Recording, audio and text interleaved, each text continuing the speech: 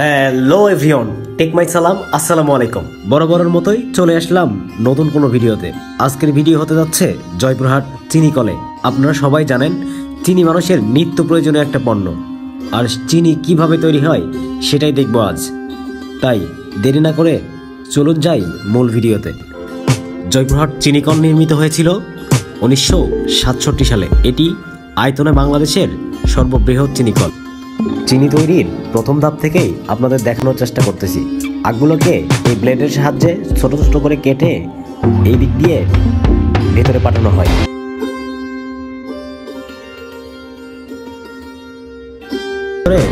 চারটি রোলার রয়েছে, যে চারটি রোলারের মাধ্যমে পর্যায়ক্রমে আগগুলো থেকে রস ছাড়ানো হয়। আখের অবশিষ্ট অংশগুলো মিলের বাইরে ফেলে দেওয়া হয়। রোলার থেকে সংরক্ষিত রসগুলোকে গন্ধক সহ অন্যান্য উপাদান মিশিয়ে রসকে পরিশোধন করা হয় এবং নোংরা অংশ বাইরে ফেলে দেওয়া হয়।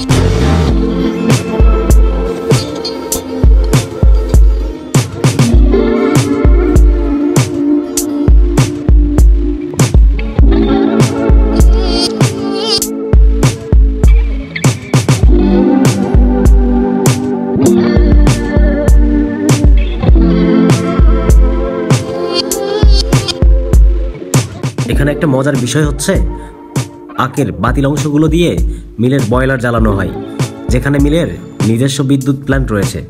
সেই প্ল্যান্ট থেকেই তাপ বিদ্যুৎ উৎপাদন করা হয়। মিল নিজেই বিদ্যুৎ উৎপাদন করে, নিজেই ব্যবহার করে। মিল বাইরের কোনো বিদ্যুৎ ব্যবহার করে না।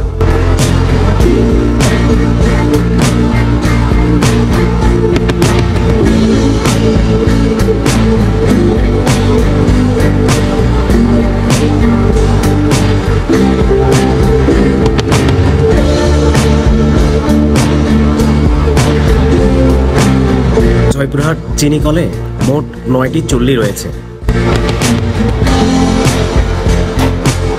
রোলার থেকে সংরক্ষিত আখের রসগুলো 9টি চুল্লিতে জাল করে ঘন করা হয় এবং তা পরবর্তীতে পর্যায়ক্রমে গুড়ে রূপান্তর করা হয়।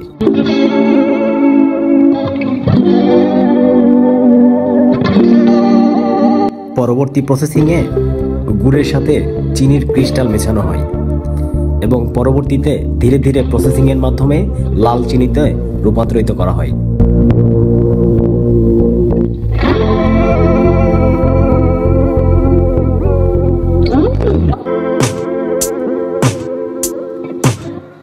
জয়পুরহাট সুগার মিলের চিনি সম্পূর্ণরূপে বাজারের চিনির মতো সাদা হয় না, কিছুটা লালচে রঙের হয়।